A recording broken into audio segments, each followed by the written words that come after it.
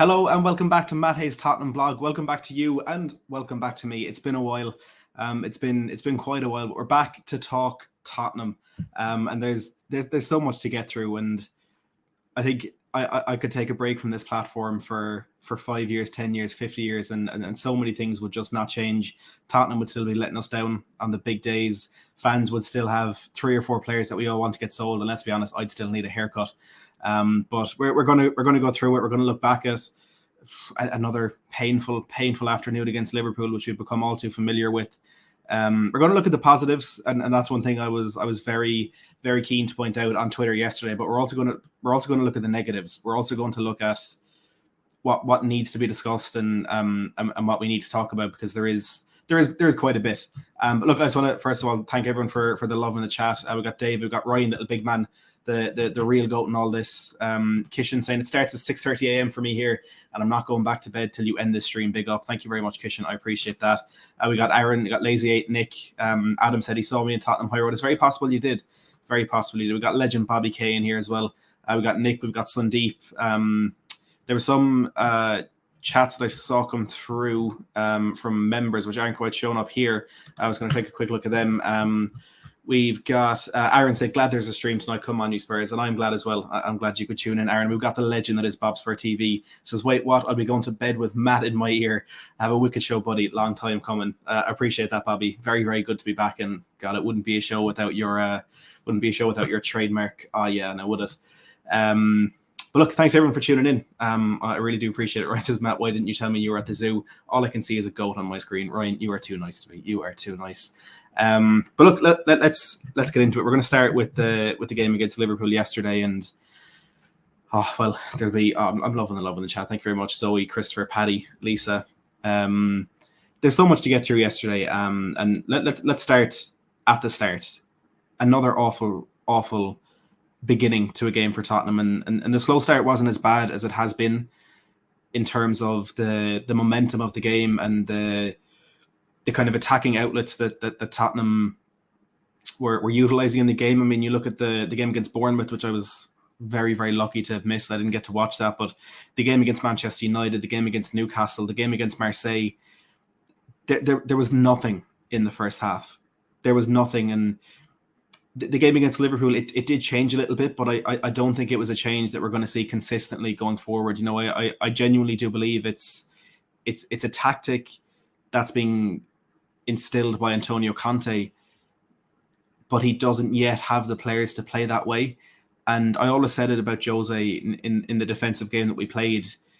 Brian Daigle, absolute legend. Good to see you in the chat. I always said about the way we played under Jose that we didn't have the defense to be expansive for 90 minutes. We didn't have the defense that you could go and play fantastic football and trust that the players back there would be able to deal with whatever's thrown their way. And we had that with Toby Alderweireld and Jan Vertonghen for quite a while. But the players that we have there now, especially when Cuti Romero was injured, we don't really have that. But with the way our defense has gone recently, with the individual errors that we're starting to see so often, we're now in a situation where we also don't have the defense to park the bus, which is essentially what we've been doing in first halves of games. We don't have the defense where you can let teams bombard them time and time again, and they can deal with it. And Eric Dyer showed that in the game yesterday. Hugo Lloris showed it in the game against Newcastle. Obviously, the game against Man United, he showed the complete opposite. But you know, I think we've come to know that Hugo does have an error in him. And the simple fact of the matter is that this tactic that was working for us very, very well at the beginning of the season. Now, it's easy to forget we went, 8-9 games unbeaten. We were keeping right in touch at Manchester City. We were, got a result against Chelsea, which we don't usually do. We were winning games. A tough game away at Brighton, which, given some of Brighton's results more recently, I think is a more impressive victory now than it looked at the time. It's not quite working anymore, and simply it needs to change. We need to find another way to get through the first half, and I say I do think it's a tactic from Antonio Conte. And I can't remember if he said this or if Stellini said this or if it was something that came out in the media, but it does seem to be an energy conservation thing for us. And look, Antonio Conte is our manager. We're going to be one of the fittest teams in the league.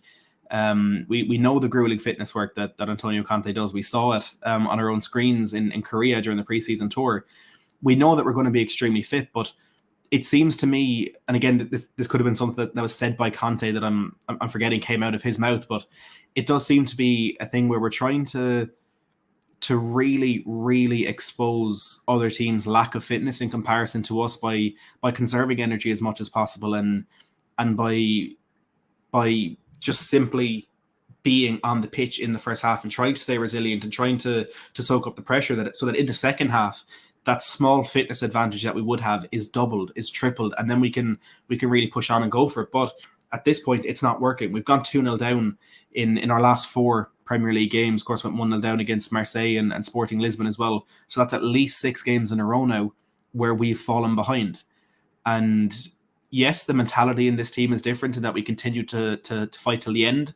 And again, I know we've lost a lot of games recently. It's hard to say that there's a shift in mentality, but we got that late winner against Sporting Lisbon, which was probably rightly chalked off, but we went and we got that late goal. We did the same against Bournemouth. There's been quite a few of those in Antonio Conte's time at the club, but when we go 1-0 down, we can salvage something. And I tweeted it at kind of 55 minutes into the game yesterday when we saw we were having one of our typical second half resurgences. I tweeted that if it was still 1-0 to Liverpool, I would have enjoyed that second half, and I would have had hope, and I would have trusted, not trusted, but I would have had faith that we could have turned that around. But when it's 2-0, it's a completely different ball game.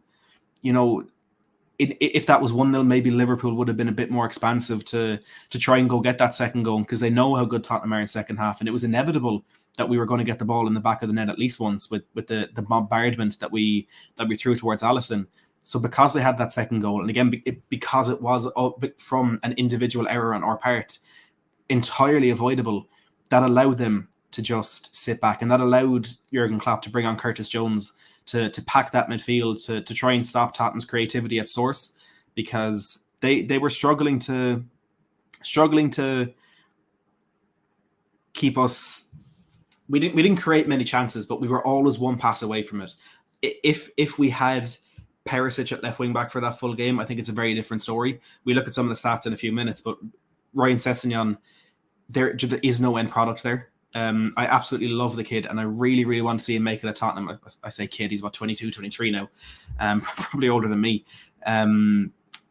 But the end product just isn't there, and especially yesterday, it was quite poor. And I think it's very indicative of how Tottenham have not gone backwards, but how we're not at the level we were towards the end of last season when we went to Anfield in April or May and we got a very good result. Sessegnon got the assist, and there was major improvement from him on the end product. And it's just the reverse fixture then this season. I think we're starting to see Sessegnon's level a little bit more. And I hate to say it, because it's nice seeing young English players in the squad. It's nice seeing young English players, obviously didn't come through our academy, but come in as a player that wasn't near that first team, got that loan move, and has found his place in the team.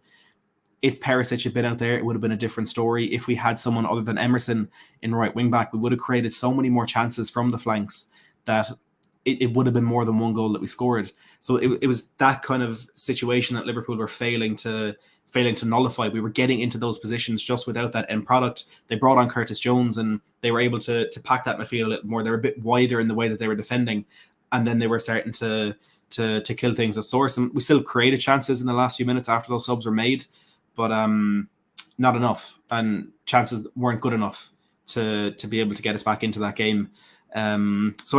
We do need to look at the way we're playing. We need to look at the way we're starting games, whether it's intentional or not.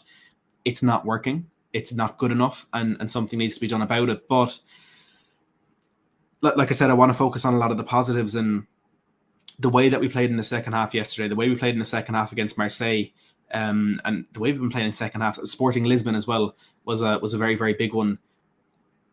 That level that we're seeing in the second half of the games I've mentioned is the level that we were at for 90 minutes last season, in the last 3-4 months, when we were winning games for fun, bar that defeat at home to Brighton, and I suppose the draw against Liverpool as well. When we were winning games left, right and centre, kind of starting with that win at the Etihad in February with that late winner from Harry Kane, that's the way we were playing for 90 minutes. And I refuse to accept that it's a fitness issue, that we can't now do that for 9 minutes. I do think, though, it could be, like I said, an energy conservation tactic from Antonio Conte in terms of exploiting the increased fitness that we have and kind of increasing that level, that advantage that we have in that regard in the second half. But also, we're playing games every 3 days. I can't remember the last time we had a midweek off.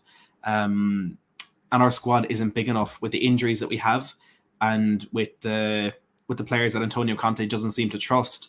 We don't have a squad big enough like Manchester City, where we can play at full pelt for 90 minutes and then do it all again 3 days later, making 3 or 4 changes. We don't have the luxury of making those changes. And that's where I hope things will change after the World Cup. And again, I know the fixture congestion is still going to be there, but we'll have Romero, Son, Richarlison, Kulusevski, hopefully all back at full fitness. Hopefully our injuries won't be as bad in the second half of the season. I think with players like Yves Bissouma, Kulusevski, Longley, I don't think is going to the World Cup. Other players in that team who aren't going to the World Cup, it'll be almost like they have, I know they'll be doing work over the break, but they'll have a long rest where they can then almost go as if it's starting a new season in the middle of the season, and kind of have that added fitness over the second half of the season. We also need to invest in January, and Dan Kilpatrick has said in the last day or so that Tottenham are looking to bring in 3 players over the I'm going straight back into the transfer stuff. It's rather typical, but we're looking to bring in 3 players: a centre back, a wing back, and an understudy for Kulusevski, which will be absolutely crucial.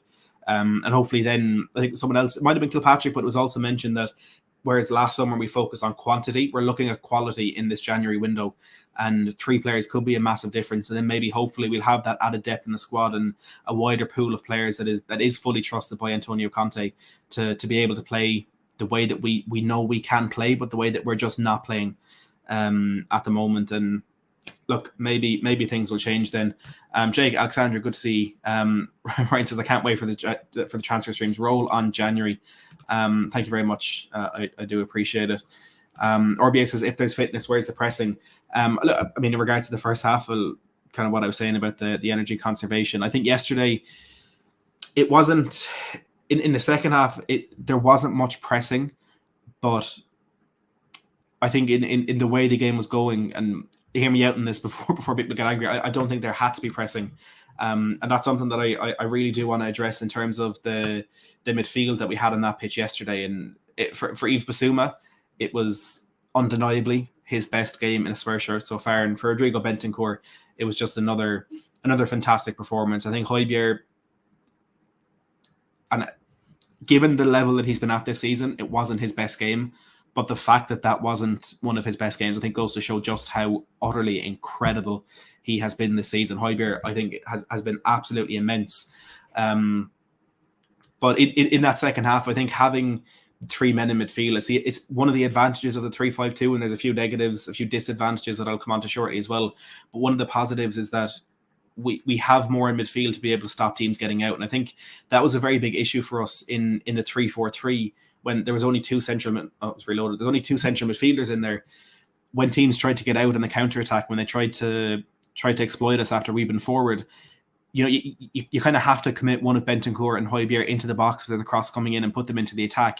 And there was a massive, massive hole in the middle of the park that allowed teams to get out.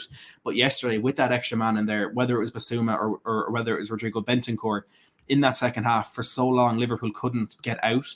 And you can see that in the duels here, in the ground duels. Rodrigo Bentancur won 8 out of his 12, and Yves Bissouma with 6 out of his 9. So it was clearly our midfield that was doing the battling for us and that was winning that ball back. And Højbjerg, very uncharacteristically, 0 out of 2.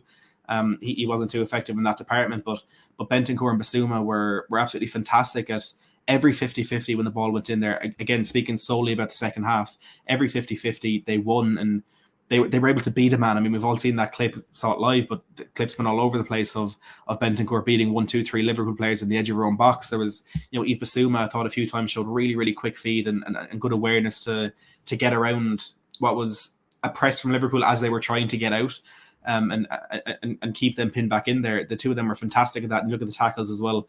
Rodrigo Bentancur with 4, the most for Spurs. Bissouma with 2. And Højbjerg, again, uncharacteristically down there with 0. But the midfield were so crucial. at keeping Liverpool pinned back there, and that's the biggest advantage of the 3-5-2. If there's one reason why we need to play that, it is because we have that extra man in midfield. It's been too regular an occurrence this season that we've just been outplayed in the middle of the park, both in and out of possession. I was a bit skeptical about a 3-5-2 after the game against Man United because, you know, we had the three in there and we were still overran by a midfield that includes Fred. So I was a bit skeptical about it then, but that was undoubtedly our best performance with 3-5-2 this season. Arguably, that second half is our best performance of the season so far. But in the 3-5-2, it definitely was, and it's great to see Basuma perform at the level he did in that second half, because there's been a lot of frustration, a lot of frustration with him not being played, and then when he is played, with how poor he was. But we know how Antonio Conte needs such a specific tactical knowledge and such a particular understanding of the way Conte wants the game to be played in order for players to be put in that team. And, you know, some have got it straight away. Bentancur and Kulusevski when they came in, Romero the same when Conte first took over. Jed Spence and Basuma are two that are seeming to be struggling with that. Longley a little bit as well, but he's a regular in that team now. But Basuma seems to be understanding now what's needed, and it's working. You know, we can complain and give out about Conte not giving these new signings a chance, but Jamie Weir of Sky Sports, who I love the way he speaks about Tottenham, he made the point in Last Word on Spurs yesterday that ultimately Conte sees these players in training all the time. You know, we can look at how Basuma played at Brighton last season. We can look at maybe some underperformances from our midfield this season and say, well, Basuma has to go in there. But ultimately, Conte is seeing them in training every single day, and he still feels Emerson deserves that place over Jed Spence. And we'll get on to Emerson in a little bit, but clearly there's something going on in training. Clearly there's an understanding of what Antonio Conte demands from a right wing back that Jed Spence just doesn't quite have to the level of Emerson Royale. Quality, we can talk about this all we want, but in terms of knowing who's the best player to fulfill what Conte wants on the football pitch, there's only one man for that, and I completely trust him in that judgment. Jake says, I've been giving Basuma patience because we all know how good he is. We got a good look of what he can bring. Hopefully that can cement his place in the team further. And that's exactly it. You know, Basuma didn't lose everything he had at Brighton just like that. You know, it wasn't like there was a huge price tag that was putting pressure on him. It's not like he'd made a step up to a Man City or Real Madrid or like top level teams, a team that are fighting for top four. It's a team that is better than Brighton, but he's not right up at the top level. You know, there's nothing daunting or intimidating about the move, but it's a completely different system. It's probably a more demanding system. It's definitely a more demanding system tactically. You know, Graham Potter, despite what's happening at Chelsea right now, is a fantastic tactician. But Basuma had a very particular, specific role in that Brighton team, and it suited him absolutely perfectly. But now there's going to be a lot more asked of him, and Cesc Fabregas, who of course played under Antonio Conte in that title-winning side at Chelsea, was quoted recently as saying that Antonio Conte, I'm paraphrasing now, but Antonio Conte is so exact and precise in what he wants from his players that every single situation that can develop on a football pitch is mapped out. So if Basuma gets the ball in the middle of the park, and you know, Session's open on the left, Emerson's open on the right, Kane's open in the middle, every single scenario like that is mapped out. And for Tottenham, it seems to be heavily driven towards playing the ball out to the right wing back. It's absolutely really upsetting that man at the moment is Emerson, but it seems to be heavily focused towards that. So in terms of actually getting the time and the experience within the team to understand those things, it can take longer for more players. I think Basuma is one of those. And when he's first come into that team, that game against Man United, everybody around him was awful, including him. It's going to be difficult in a new system to be that man who stands out in that scenario. But you can see he's starting to understand everything a little bit more. He's starting to find his place in this team, and it can only be good for Tottenham because he's an immense football player. He really is, and if we can get the best out of him, our midfield is in a much better position than it has been so far this season. Rob, I've been doing that for about 15 minutes, but welcome along to the stream. It's been a while, my friend. Rob, of course, Liverpool fans is mad that we're having a terrible season, but still came away with the win. And look, I mean, it's typical Tottenham. Your first away win in the league of the season. Look, I know I say this every time we play, but on the balance of the game, I think we did deserve something. But you scored more goals, you got the victory. Stephen says, Matt, you said the end product isn't there with Ryan Sessegnon. Well, there's no excuse for that. Like, why isn't he practicing his delivery like Beckham used to do? He would stay behind when all the others are gone. The most terrifying part for me is I have no doubt that Ryan Sessegnon and Emerson Royale are practicing their deliveries. Sessegnon, both of them, to be honest, get into fantastic positions. Both of them have that knowledge and that understanding of everything Conte wants. We have the passing ability with Bentancur and Longley, and Dyer showed a little bit yesterday in terms of being able to get the ball out to them in those positions. But neither of them, first of all, if they're under a bit of pressure, are good enough to get half a yard to get that ball in. And secondly, neither of them can cross the ball. You know, with Perisic, when he gets it on his right foot, with Kulusevski, when he gets it on his left foot, every single time, 99 times out of 100, you know it's going to go into a bad area.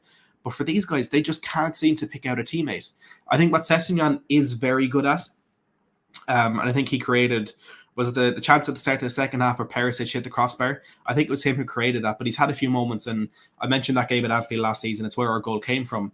If Sessegnon is in the box, if he's like kind of wide inside the box, that makes sense, like kind of on the narrow flank, he's really good at picking out a particular pass, in terms of playing the ball along the ground into someone's feet so they can take a quick shot. But as soon as he's outside the box, as soon as he's wide and has to put in a whipped cross or floated delivery, he just can't do it. And on the other side, oh God help me here, I've been more patient than most with Emerson Royale. I'm not saying I ever thought he was good enough for Tottenham. I'm not saying I've been advocating for him to have that position in the team. Absolutely not. We need to improve at right wing back. I said that all over the summer. I continue to say it this season. But I've been more patient with him than most, in that until yesterday I hadn't ever said, well, he just can't play for this team again. But after yesterday, he just can't play for this football team again. He is absolutely atrocious. He is absolutely atrocious. There's one moment, and it was the moment that all the crowd turned on him, where we had that overload on the left-hand side. I forget who it was, but he pinged the ball across field to Emerson, and Emerson had the freedom of London. Harry Kane loaned it to him. The freedom of London out in that right flank. And both Kane and I think it was Perisic were making good runs into the box, both running across their men, had space in front of them, and with the way they were running the space, and then the goals were in front of them, a good cross, and it's a very, very good opportunity. And all Emerson had to do was play it into that corridor of uncertainty, as you like to call it. He could have played it low, he could have played it high, he could have whipped it, he could have floated it, he could have done any style of cross that he would have wanted. If he put it into that area in front of those two players, it was a goal-scoring opportunity for Tottenham. And he hit the corner flag. He hit the corner flag as if Peter Crouch was on top of Peter Crouch's shoulders in that box trying to get up for a header. It was an absolutely diabolical cross. And I was watching again with my dad, who's someone you will know is a Liverpool fan. And I looked at him and I said, how can a Premier League footballer, someone who does this for a living, a man who cost Tottenham £30 million, not make that cross? How can he not make that pass? And at that moment, the crowd turned. It's happened a lot this season. It's happened to Emerson a lot in his time at Tottenham, but it just turned in that moment. Not long after, Doherty comes on and he plays the ball into Kulusevski, who gets the assist. My God, we'll talk about Kulusevski in a second. But Emerson, he's just not it. He's just not it. Like I said on Twitter, he is simply incompetent. He's incompetent. He cannot play as a right wing back. Defensively, not as sound as he was last season, but defensively he's better than he is going forward. But it isn't difficult. Going forward, he's atrocious. He's awful. And if Matt Doherty doesn't start next Saturday or Sunday against Leeds, I'm going to start asking some questions, because that was Emerson's worst game in a Spurs shirt on the front foot, and the bar is very, very low. So I'll be interested to see, first of all, who starts on Wednesday against Nottingham Forest, because that'll probably give us a good insight into who'll play on Sunday. I hope it's Spence against Forest, actually. I didn't think of that. That would be delightful. But yeah, let's see who plays at the weekend. Now, let's talk about Dejan Kulusevski. Let's talk about this man who is just such an incredible football player. We have missed him so much. And as soon as he came onto the football pitch, look, the Emerson coming on for Doherty coming on for Emerson played a part in that as well. But the second Kulusevski came onto the pitch, and everyone's ranting and raving about the assists. Of course they are. He's back from an injury layoff like that, and it was 62 seconds, and he gets the assist. Of course, everyone's talking about that. But before that, the very first thing that happened when Kulusevski came onto the pitch, he played the ball out the right hand side. Might have been Dyer, might have been Doherty, but Kulusevski made a run in behind. It was played down the right flank. The pass was a little bit under hit. Sunday. Sorry, I'm not sure if it's Saturday or Sunday, but it could be Saturday. The ball is played down the right flank. It's under hit. Kulusevski comes back, recycles the ball, whatever. But that was the first time in the entire game that somebody made a run in behind Liverpool that was worth playing a pass to. And in that moment, Liverpool became a lot more tentative, and they started to sit back because they realised Perisic doesn't quite have the pace. Kane wasn't fully at it, also didn't have the pace to threaten them in behind. So they were able to step up and kind of control our possession in those central areas of the pitch. But as soon as we Kulusevski able to run in behind, they dropped 10 yards. And that was crucial in the momentum for the remainder of the game. Now again, I know we lost. It's awful, not good enough. But in terms of actually looking at the effect that Kulusevski has on this team, that was as impressive to me as getting the assist was. And the assist was fantastic, as he does like to do. And I think it's why he complements our right wing backs so well, because we like our right wing backs to be as wide as is possible. Like I said, with the way we play the ball through midfield, it's very much directed towards playing that ball out wide to the right. It suits our right wing backs and that style that we want from them. That Kulusevski is so comfortable and is so good at cutting inside and, playing in that space, operating in that space where, no one knows who's going to pick him up. He's picking, the half space, as people like to call it. Doherty plays a good ball into him. Kane, Kulusevski, that understanding that they have, it's instinctive. It's nowhere near the level of Son and Kane, but it's instinctive. It's growing with every game they play. It was a decent ball by Kulusevski. Absolutely fantastic finish from Harry Kane. There aren't many players in world football who would put that ball past Alisson from that angle. But Kane is definitely one that can do it. But it was the impact from Kulusevski that really did change things. And I'm looking for his stats here for the game. Obviously, nothing too special. Key passes 1, which was the assist. I think his crossing was a little bit subpar, a little bit less than what it usually is yesterday. But we can forgive it when he's the player that he is. But all in all, it's another painful defeat against Liverpool.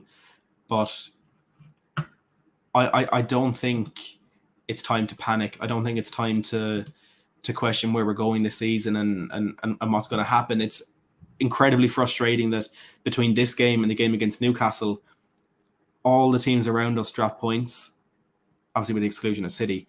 But I've gone back to that Newcastle game. Arsenal had just drawn before us. Man United drew against Chelsea. All those teams around us were dropping points, and we didn't capitalize on that with that game against Newcastle. And it's look, we all know what Spurs are. What Spurs are like when teams around us drop points. Mono, thanks for the kind words. And as Rob said, do make sure you're liked and subscribed. Everyone needs to make sure they're liked and subscribed.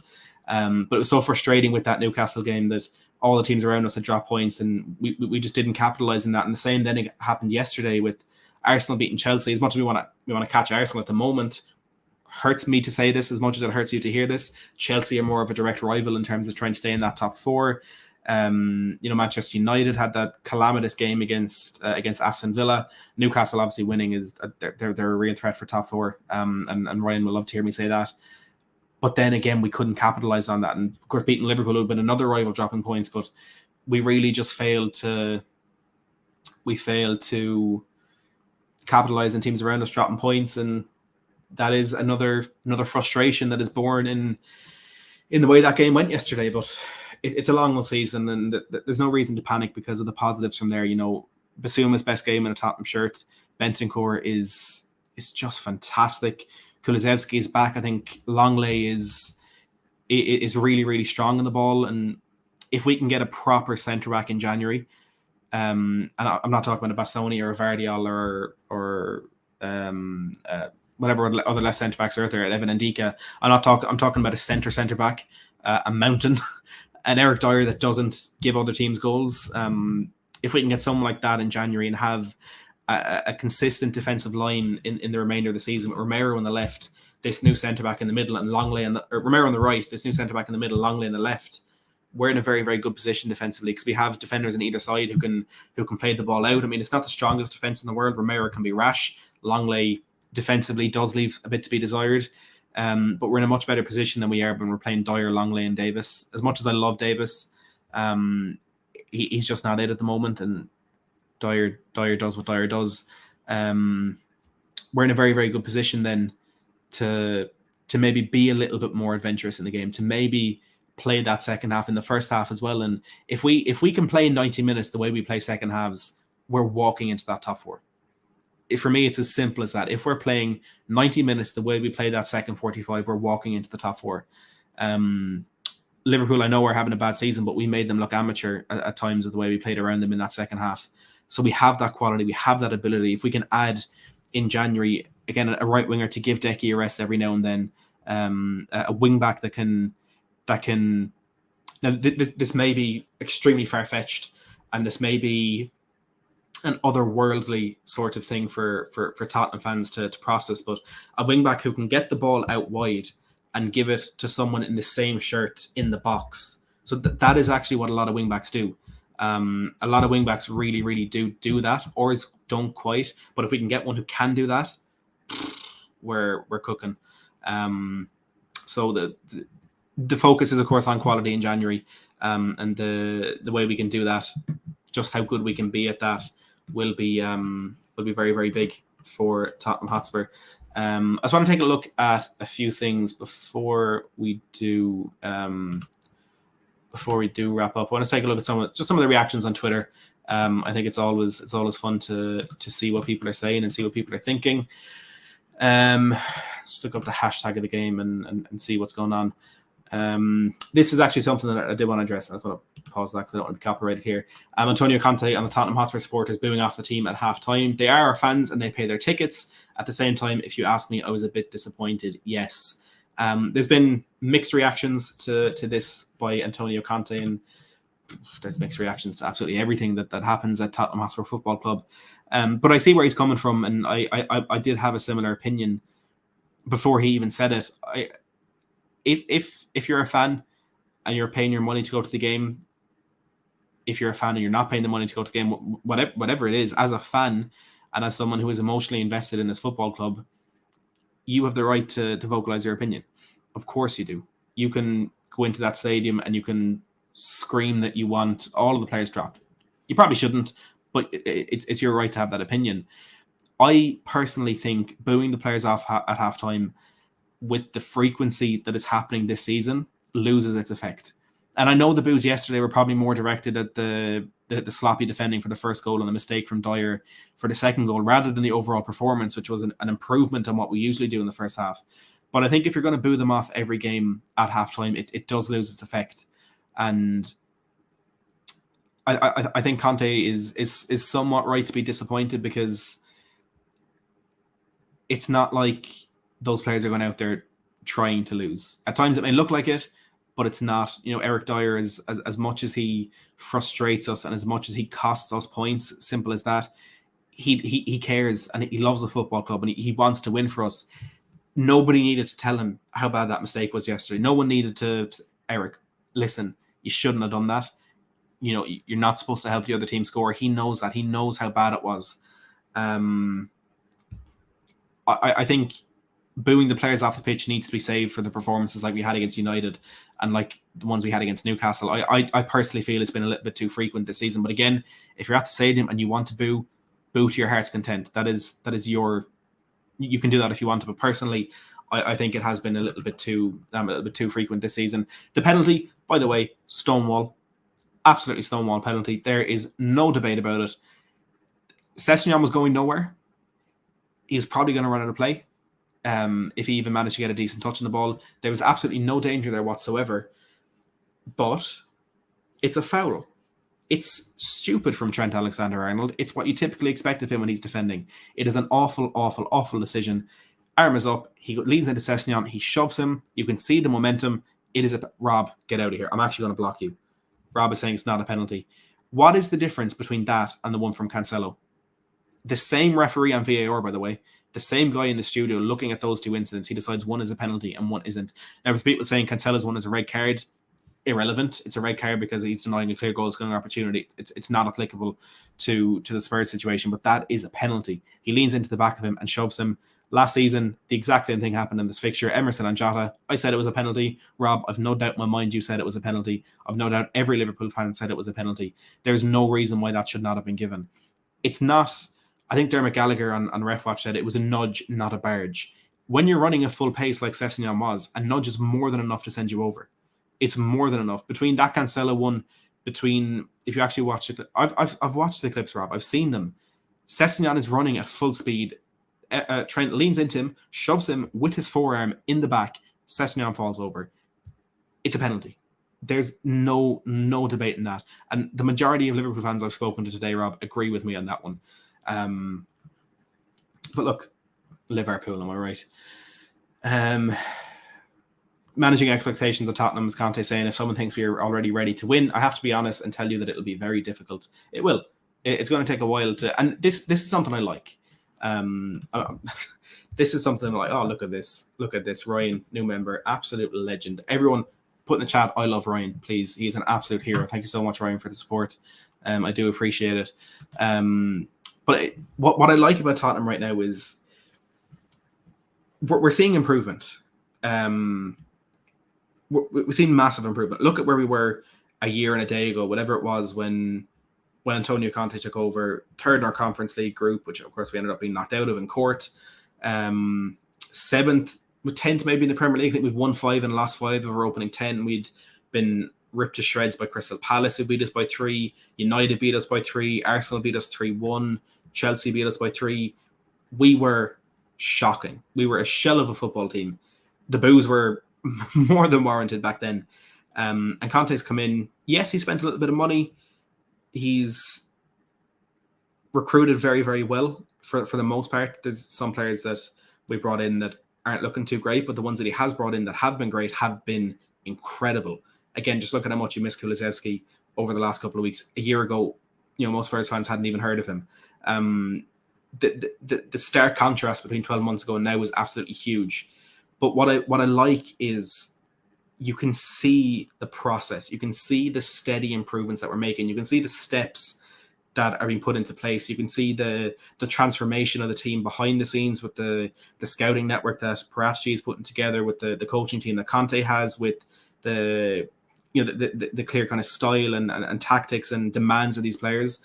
There is a process there. It's not like we brought in Jose and Levy said, right, park the bus for a month or park the bus for a season, put Son and Kane in the counter-attack and win me a trophy. It's not going to work like that. Even if it did, imagine that first season with Jose, that we went on and we won the Premier League. 6 months later, the same thing would have happened. We would have been awful. Jose would have been sacked. We would have been in turmoil. That's just the way Jose Mourinho operates. Typically, it's along the lines of the way Conte operates as well. But Conte, once what he needs is in place for him at this club, he's here for the long haul. If we don't give him money in January and the summer, he'll walk and I won't blame him.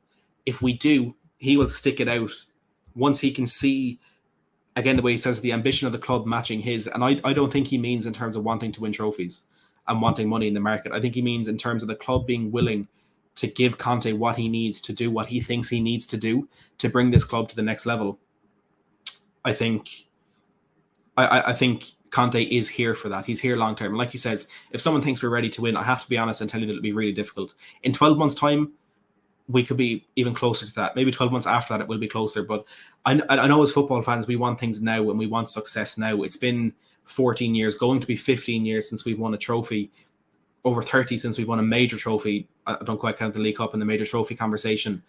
We need something. We need to break that duck. We need that relief from the drought. We need that relief from the constant jokes and insults and digs from opposition fans. and it'll be fantastic to get that. But I would much rather do it in a sustainable fashion. No, I'd rather win a League Cup in 3 years' time that can be sustained than win one this season and Conte's gone the day after it happens.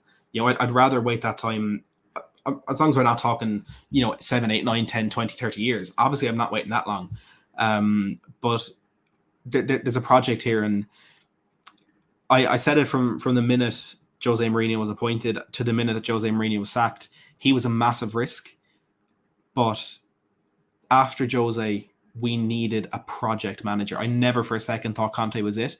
I never thought Conte would be it, but it looks like he is. We need a project manager to put in those platforms that were ripped out by Jose. Whatever Pochettino had left behind. Admittedly, some of it was in tatters, some of it was on the way out. The squad was in need of a major overhaul. But whatever was left after Poch that was then ruined by Jose, we needed someone to put that back in. When Conte came in, I thought they were just going for the same sort of thing that they did with Jose, with a better manager, a better modern manager, I'd say.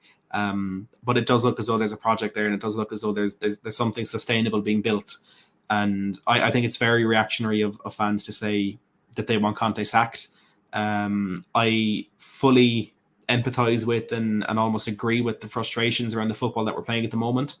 But if that's what we need to do to keep us in the top 4, to make us an attractive team for players of the level that we need to attract, if that's the football we need to play for a year or so, I'm in for it. I'm fully ready for that. If it doesn't work out, it's calamitous. It's awful, and it's a complete waste of time. But once we're going somewhere with it, I'm willing to stick that out for 6 or 12 months. And I think once we have Fabio Paratici and Antonio Conte at the football club, they have what it takes to make that happen. And look, let's see where we're going. I think we've had too many awful managers at this football club to turn our nose up at someone like Antonio Conte, who is telling us what needs to happen, and who has been telling us from minute one that this is going to take time. He didn't come in and say we're going to win the league in 18 months. He said from the second he stepped foot in this football club, this is going to take time. I'm willing to give that time, and we can see the progress, and we're seeing the progress. 12 months ago, tell us we'd be talking about AC Milan, the last 16 of the Champions League, and you wouldn't be allowed around children.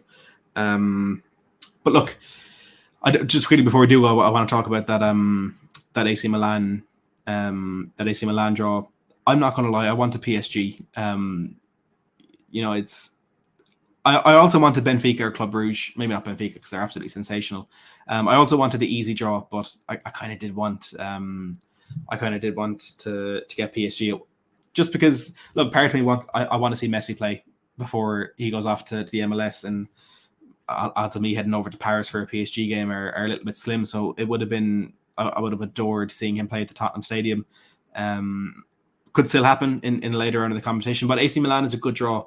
If you want to be the best, you got to beat the best. Again, I'd rather do it. I'd rather get Benfica, Porto, Club Brugge, and make it to the final. But realistically, that won't happen. Milan are a fantastic side, not having as good a season now as they did last year. Obviously, Napoli are far and away the best team in Italy at this point. But AC Milan are a challenge. Got some good players. Rafael Leao, one that wouldn't be frowned upon if he joined Spurs. It's a good game. It's going to be a tough one, and it's a challenge for Tottenham and a challenge for Antonio Conte, who, as we know, historically doesn't do very well in the Champions League, whether that's by choice or not. But I'm looking forward to it. It's going to be 2 good games of football, and I think we're going to be a different Tottenham Hotspur by the time that comes around, with a few players that we're not expecting to see in a Spurs jersey. Let me say it like that. Jake, if Emerson is on the football pitch in that game, if he's still a Tottenham player in that game, I'm gonna have a breakdown. But yeah, it's a good draw. It's exciting to see how we can approach that, and how we deal with that challenge of being in the Champions League knockout stages. Just about got out of the group, which a lot of people had said was going to be easy. I said from the minute that it wasn't.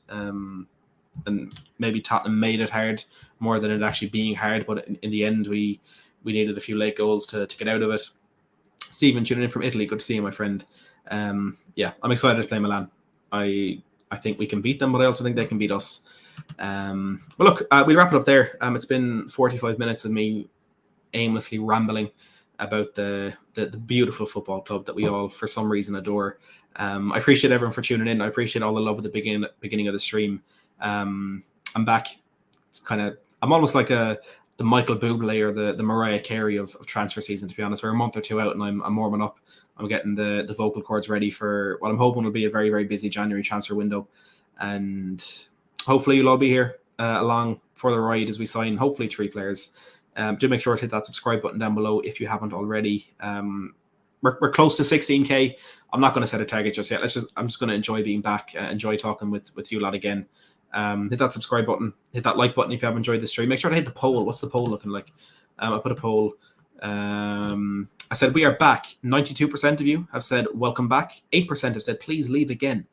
Thank you very much. I appreciate it. Soon I am, like I said, I'm seasonal on here. As it turns out, I'll probably leave again after the January window. But look, let's see where we go. Thank you for all the love, Bobby K. Fantastic to see you too. Paddy, Jake, thank you very, very much for tuning in. Rob, thank you for coming to ruffle some feathers. It's always appreciated. Always good to see you as well. We need to have a catch up soon.